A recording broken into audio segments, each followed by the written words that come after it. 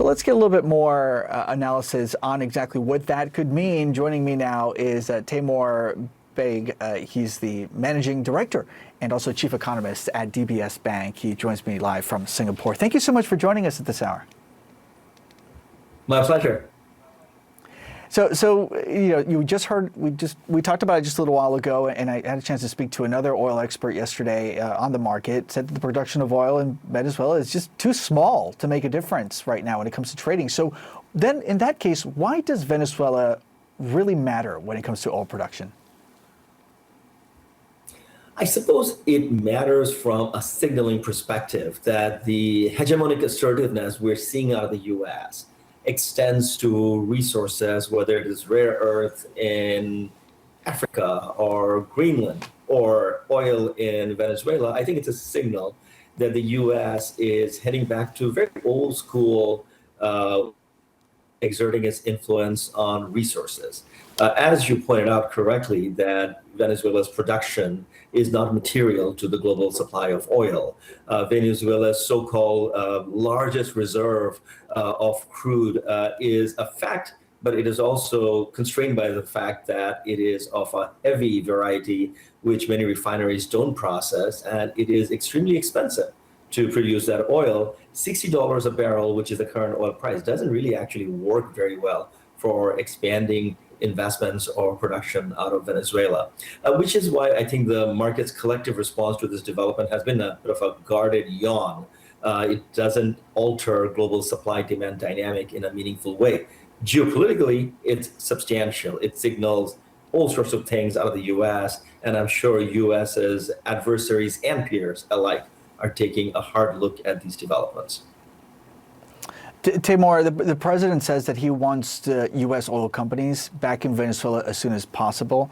That's something, as I'm sure you agree, is easier said than done. It is going to take some time if we see it play out that way. What is it? Is there a template for making that happen? I mean, how has that played out in the last, perhaps in the last several decades? Doesn't bode much, good or hopeful reactions when we look at U.S.'s experience in Iraq, for example. I mean, U.S. practically ran Iraq after the early 2000s invasion. It's not that U.S. managed to exert a great deal of influence on Iraq's oil supply or captured that.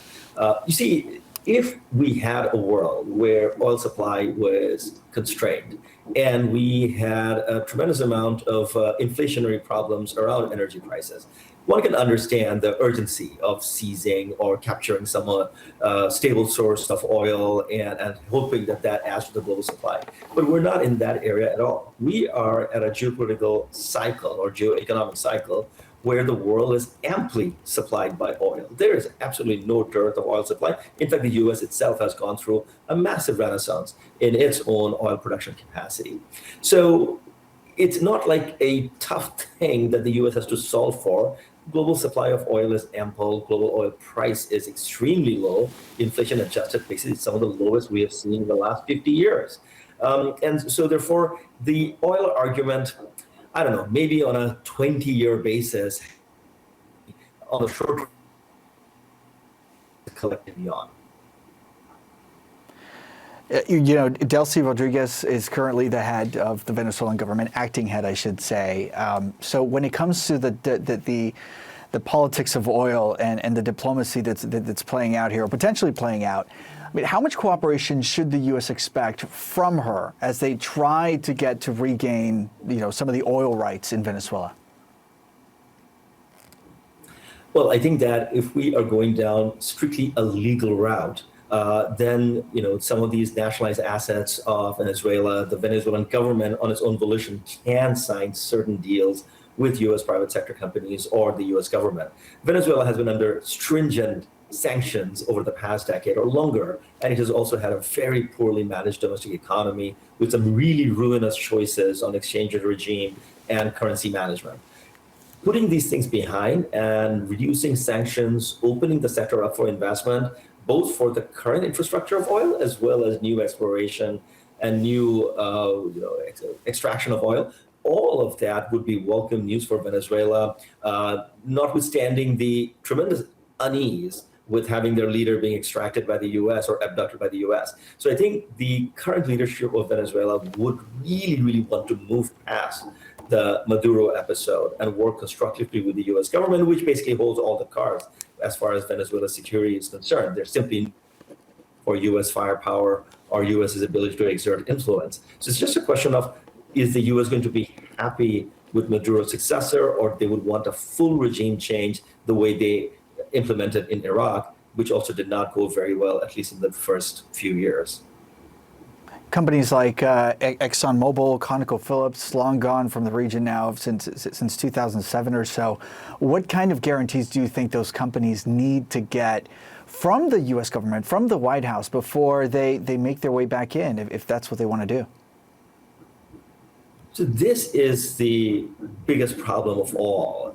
This is such a one-person show. It's really Donald Trump's decision to invade and abduct Maduro. It's not like the U.S. Congress approved this. It's not like there's a major legal infrastructure in place that would allow the U.S. to provide guarantees and assurances to its companies. So for U.S. oil companies to move forward, some sort of a congressional underpinning, I think, would be absolutely critical. So both Secretary Rubio and President Trump have work to do.